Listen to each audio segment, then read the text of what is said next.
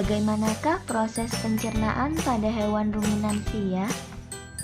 Proses pencernaan makanan pada hewan ruminansia dimulai dari rumput yang dikunyah di dalam mulut, kemudian melewati esofagus atau kerongkongan menuju ke rumen atau perut besar. Nah, setelah dari rumen, rumput atau makanan tadi akan kembali lagi ke mulut saat sapi istirahat untuk dikunyah kedua kalinya. Setelah dikunyah kedua kalinya, rumput atau makanan ini akan menuju ke retikulum.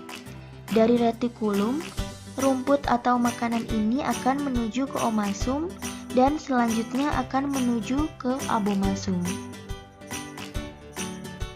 Secara lebih lengkap, proses pencernaan makanan pada masing-masing lambung sapi akan dijabarkan sebagai berikut. Yang pertama adalah rumen atau perut besar. Di dalam rumen, rumput atau makanan yang telah dikunyah di mulut dan melewati esofagus atau kerongkongan akan dicerna hingga menjadi bubur dengan gerakan mengaduk yang dilakukan oleh dinding rumen. Kemudian saat sapi beristirahat, makanan akan kembali lagi ke mulut untuk dikunyah kembali. Setelah dikunyah untuk kedua kalinya, makanan akan masuk menuju retikulum atau perut jala. Retikulum atau perut jala. Di dalam retikulum, makanan kembali mengalami proses fermentasi dengan bantuan bakteri anaerob dan protozoa.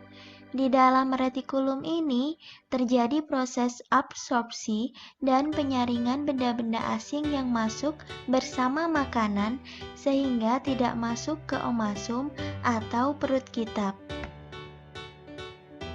Omasum atau perut kitab. Di dalam omasum, makanan yang berasal dari retikulum kemudian dicerna dengan bantuan enzim pencernaan dan selanjutnya masuk ke dalam abomasum. Abomasum atau perut masam.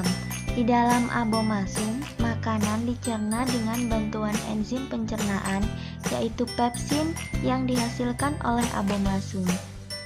Setelah melewati seluruh proses pencernaan makanan di dalam abomasum, makanan selanjutnya akan bergerak menuju usus halus.